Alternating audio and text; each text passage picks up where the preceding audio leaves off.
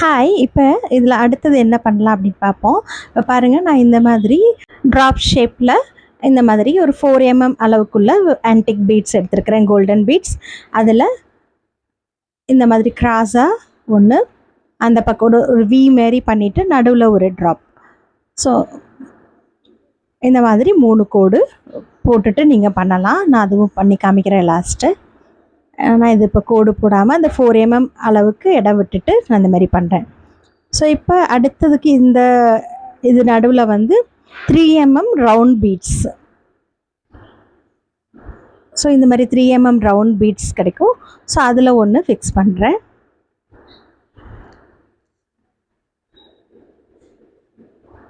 அடுத்தது அதே மாதிரி மேலே இந்த 3 பெட்டல்ஸ் வர மாதிரி நடுவில் ஒரு பீட் அந்த மாதிரி பண்ணுறேன். அந்த மீதி இருக்கிற கேப்பில் நான் த்ரெட் ஒர்க் பண்ண போகிறேன். அதை நெக்ஸ்ட் வீடியோவில் காமிக்கிறேன்.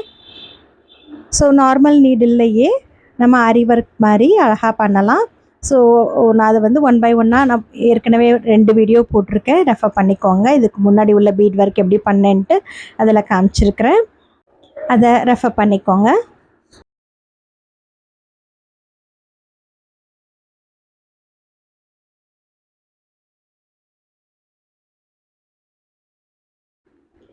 ஸோ இப்போ பாருங்கள், அந்த மாதிரி white Apsara class marking pencil வச்சு இந்த 4 அளவுக்கு நீங்கள் இந்த மாதிரி கோடு போட்டுட்டு அதுக்கப்புறம் பண்ணால் இன்னும் ஈஸியாக இருக்கும். உங்களுக்கு ஈக்குவலாக ஒரே மாதிரி பண்ண வரும். ஸோ நீட்டாக இந்த மாதிரி பண்ணாலே நமக்கு ஆரி ஒர்க்கில் பண்ண அதே லுக் கிடைக்கும். கிராண்டான ஒரு டிசைனர் ப்ளவுஸும் கிடச்சிரும்.